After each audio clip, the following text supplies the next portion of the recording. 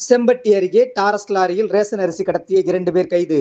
19,300 kilo ration அரிசி Taurus lorry பறிமுதல். வெள்ளிக்கிழமை இரவு 10 மணி அளவில் கிடைக்கப்பெற்ற தகவலின்படி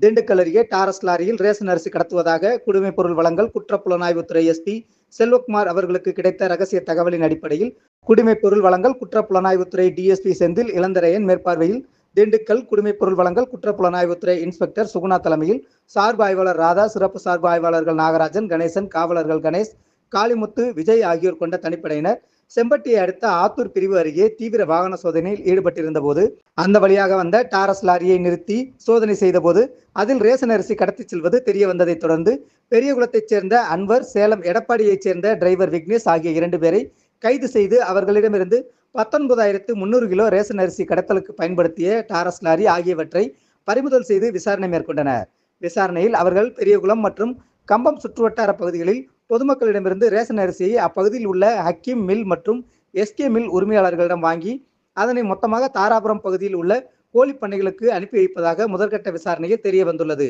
மேலும் இவ்வழக்கில் தொடர்புடைய மில் உரிமையாளர்கள் உட்பட 4 பேரை போலீசார் தீவிரமாக தேடி வருகின்றனர்.